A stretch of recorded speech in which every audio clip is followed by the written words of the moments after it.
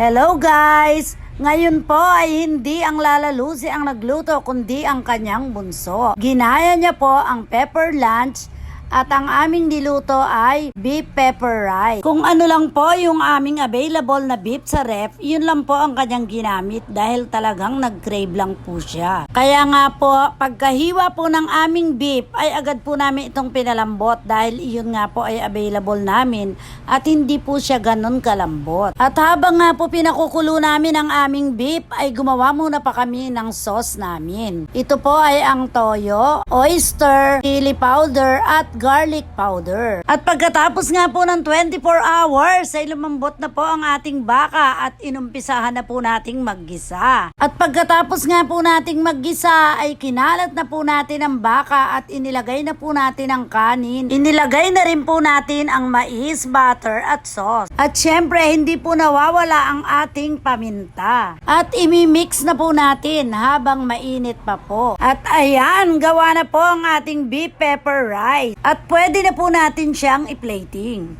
Nag-crave lang po talaga siya sa ganitong lutuin. Kaya kahit di na lumabas, nakagawa naman po kami. Ayan po, at nagmamadali na siya dahil natatakam siya. Kaya guys, kung wala kayong maisip, ay pwede nyo rin po itong subukan. Sundin nyo lang po ang aming mga tips at napakadali lang naman po itong gawin. Thank you for watching.